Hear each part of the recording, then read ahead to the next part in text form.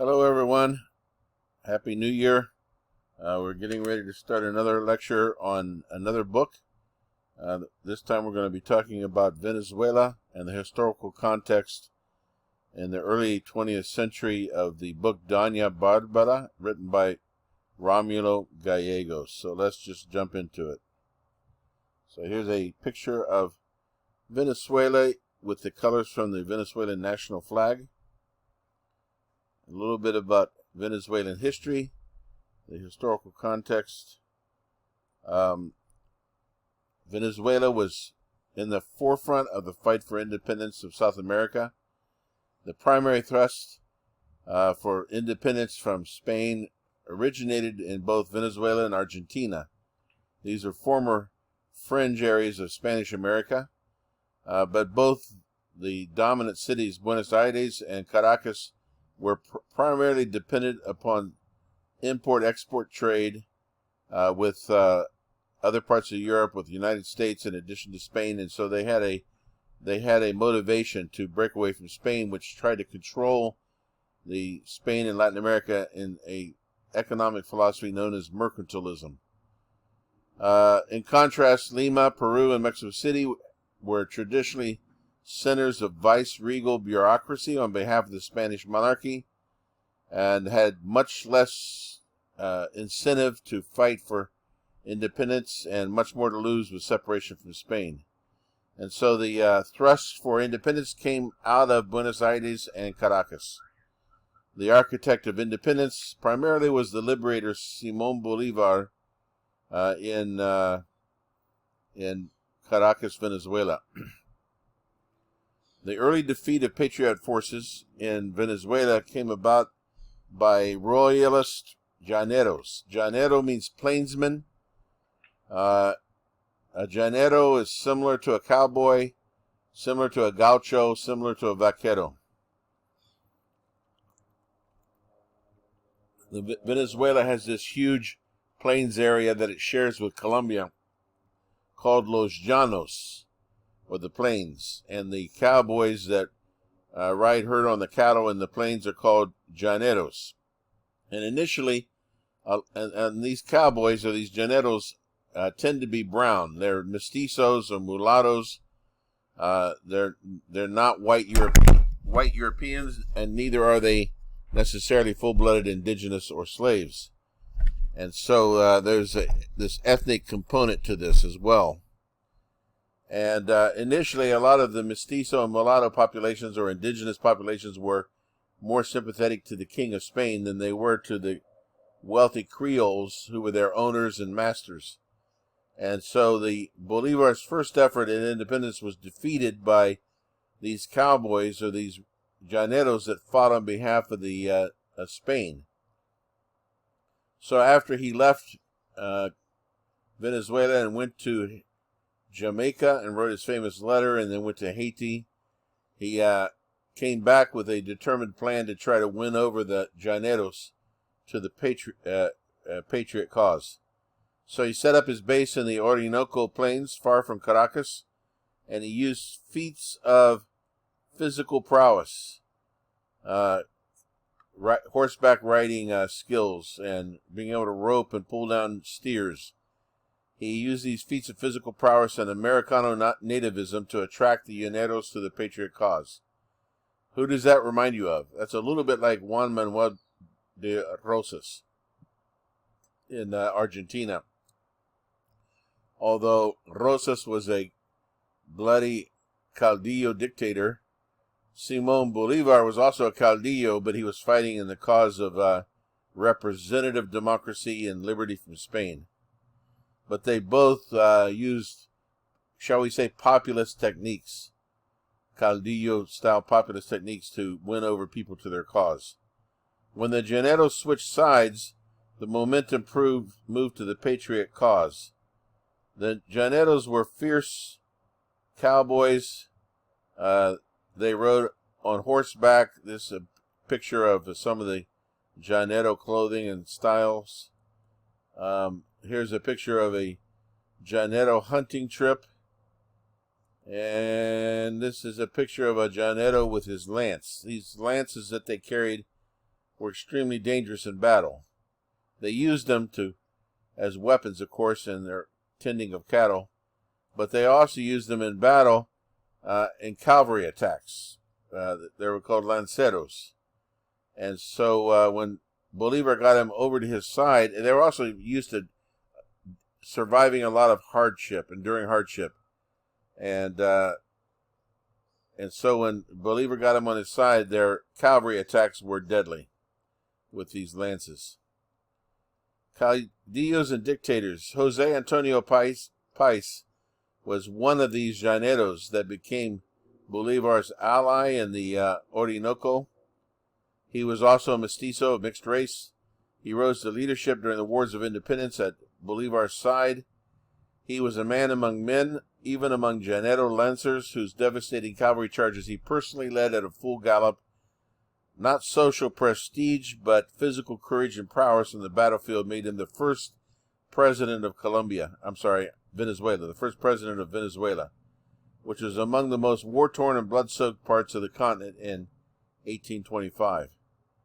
País ruled over a coalition of regional caudillos. That should also remind you of Juan Manuel de Rosas, who was a Federalist, and he was the chief caudillo among a whole group of caudillos in the various provinces. These men all had been self-made, rising in the ranks of the fighting for independence. This is a picture of País. And then there's Juan Vicente Gómez.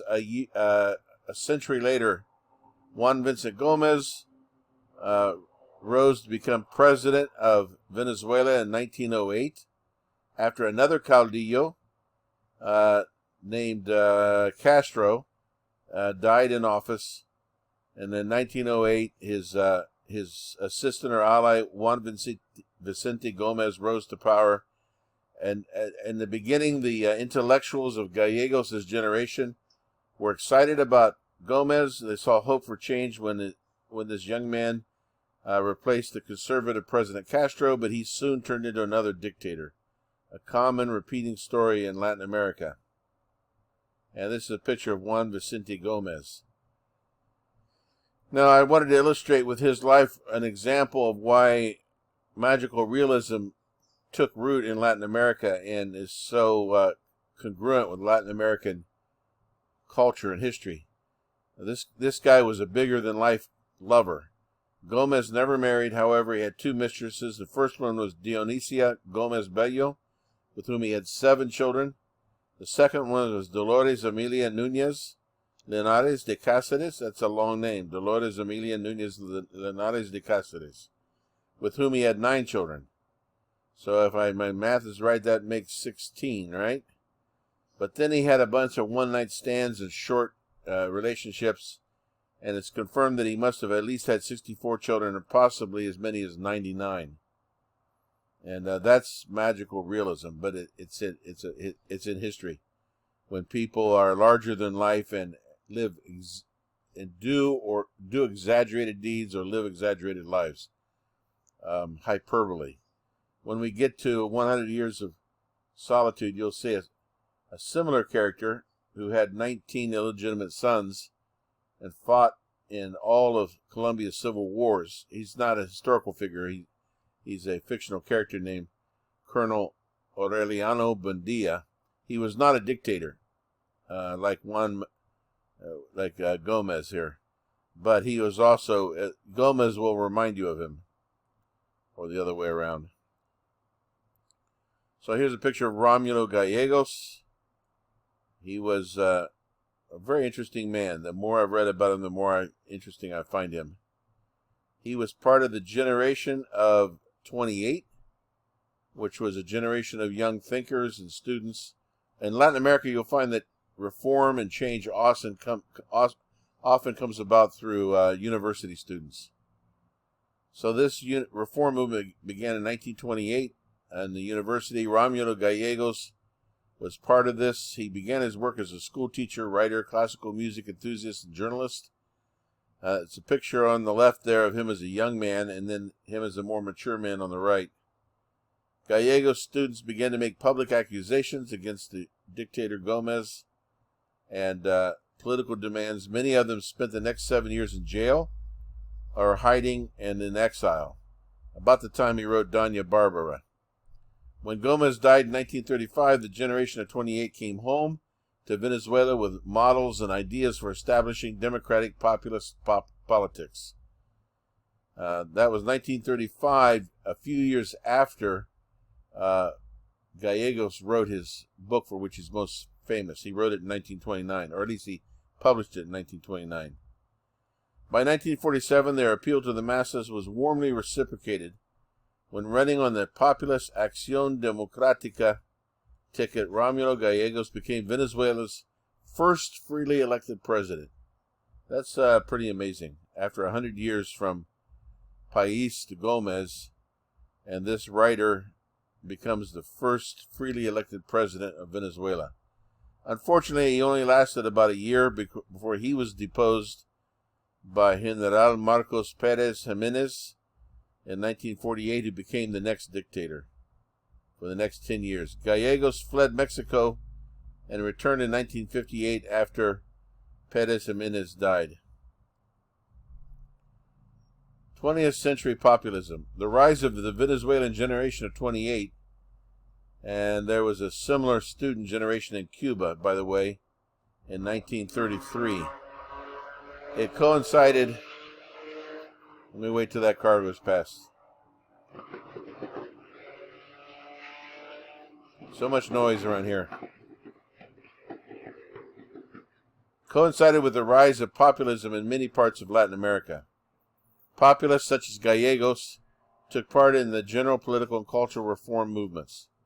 As in Venezuela, oppressive regimes were usually associated with an industrial center, increasingly the United States. A national elite resistant to change was the beneficiary of what we now call economic and political dependency.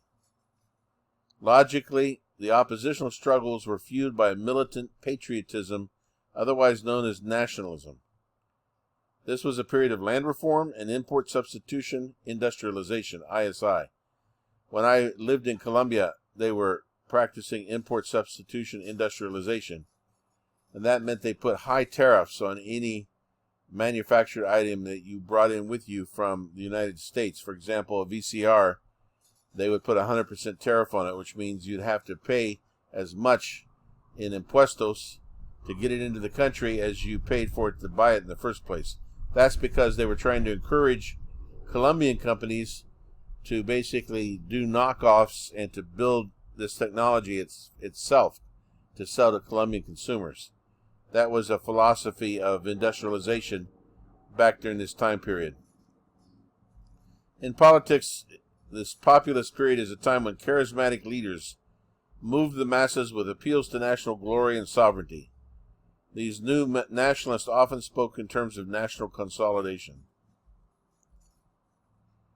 And here is a list of some of the populists during this period. And we have several examples. The early to mid-20th century was a time of charismatic leaders in Latin America. Generally, they were electrifying speakers with a nationalist message. They became populist by directing their message to the poor and lower middle-class voters.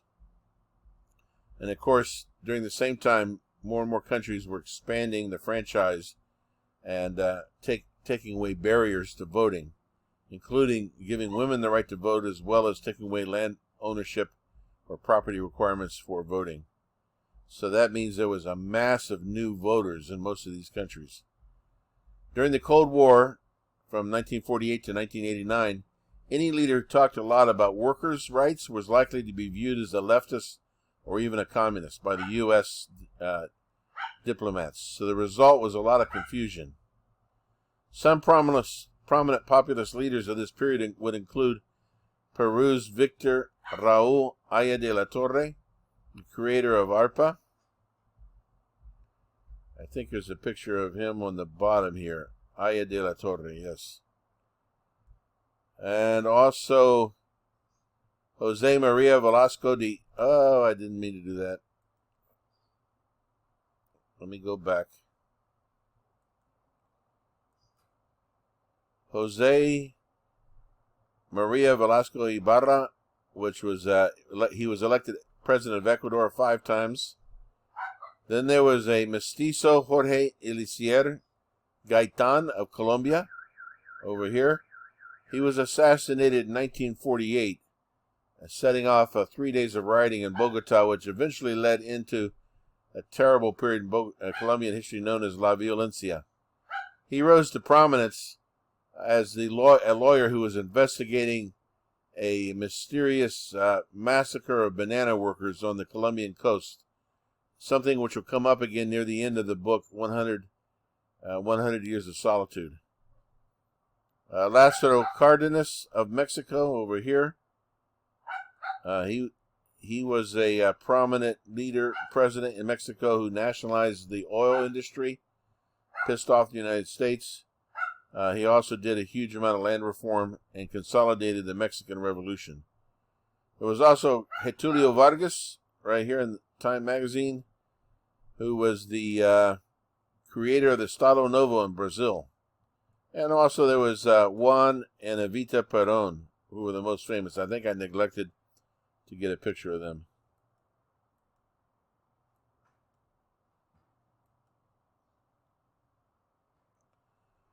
There's a Janus face for populism. Janus, of course, being the person that had two faces, looking in forwards and backwards.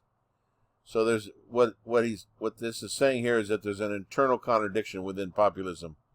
Gallegos' own repressed passion for the Janus surfaces in his book, along with his scientific conviction that the open plains breed violence and superstition. So Gallegos himself was conflicted about the plains area, Los Llanos of Venezuela.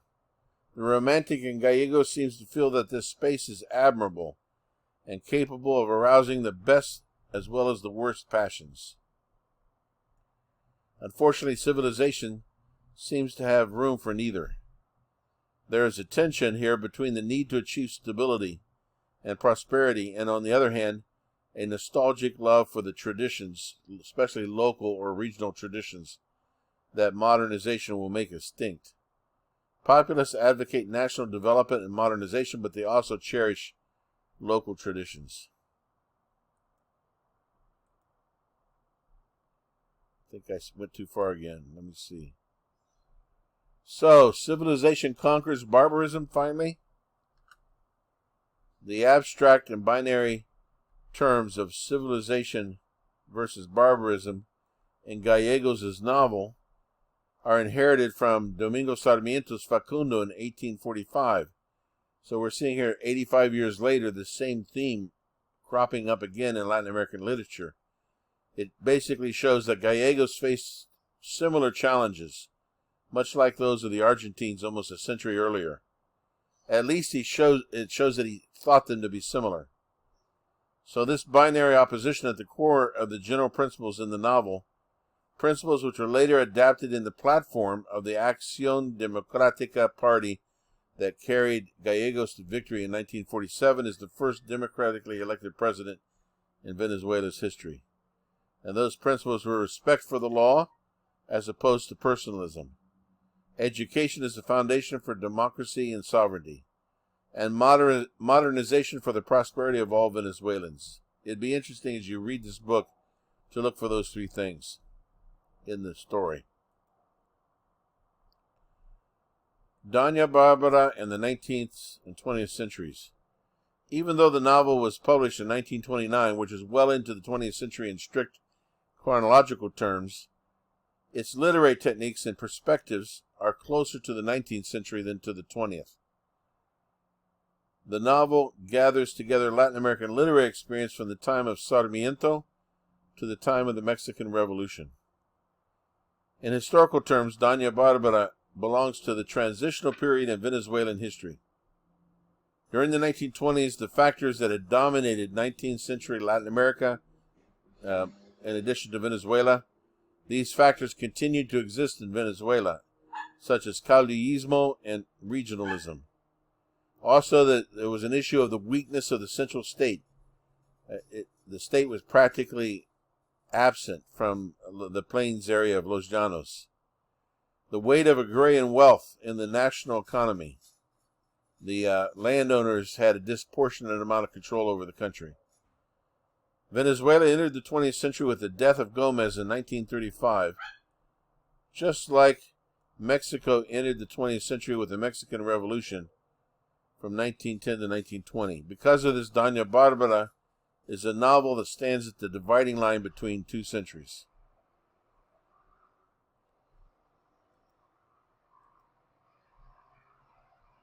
Here's a plot summary of the book, the novel Doña Bárbara. So Doña Bárbara is the story of Santos Luzardo.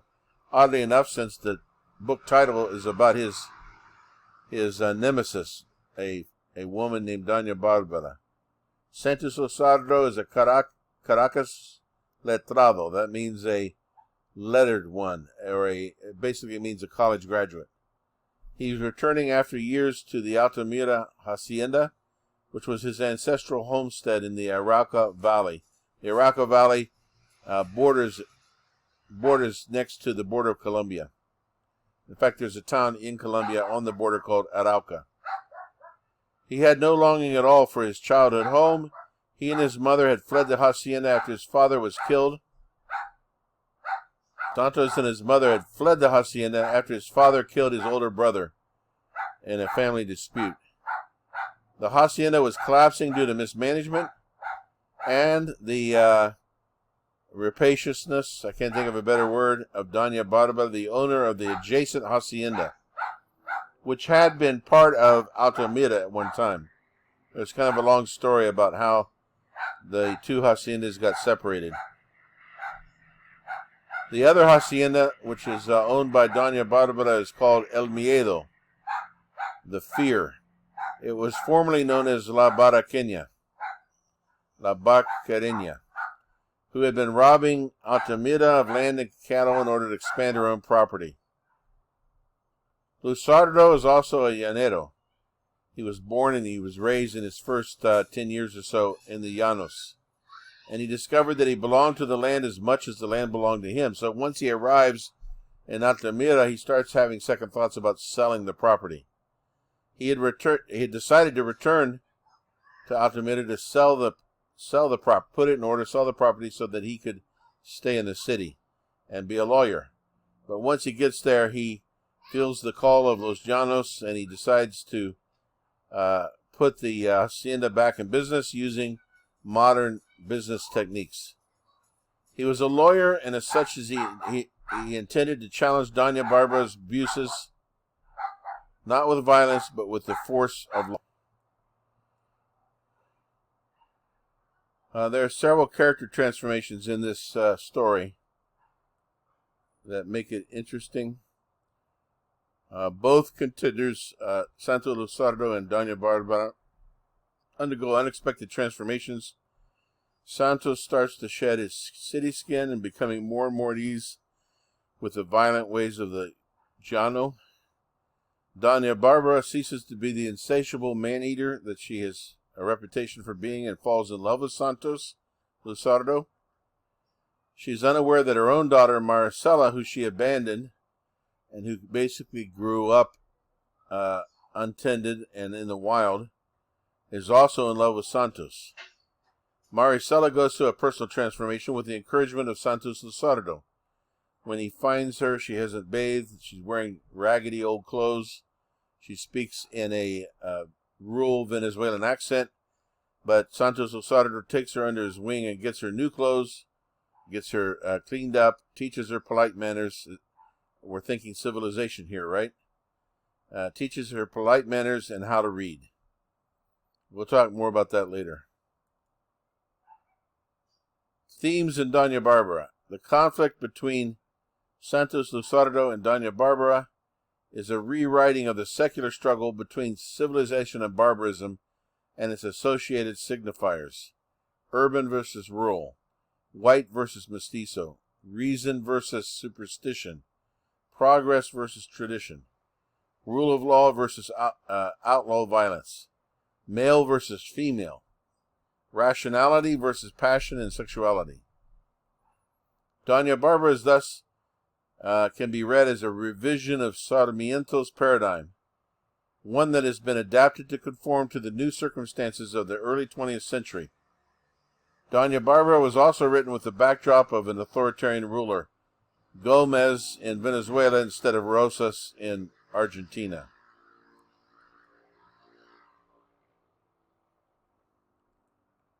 Themes, symbols, and allegory. We will continue this in the next lecture and also in our classroom discussions. We will discuss allegory and symbols, thesis versus antithesis, or antithesis, barbarism and banditry. The characters, we'll discuss the characters working at El Miedo and the other group of cowboys at Altamira. Santos Luzardo and his view of the law, modernization, and romance and sexuality. And we'll also look for a counter-narrative. The dominant narrative is pretty obvious. Santos Luzardo is the good guy. His first name, Santos. Luzardo is a derivative of luz, or light. He's the good guy who brings law and order and civilization to the plains, Los Janus. And he eventually defeats the lawless and superstitious barbarism represented by the owner of El Miedo, the Fear, and her cast of outlaws.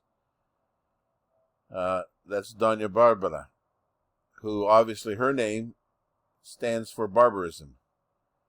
But I want you to think a little deeper as you read through this book. Is there an argument for a counter-narrative? And if that complicates this good guy, bad girl scenario? And if yes, what is it? So, that concludes our first lecture on Doña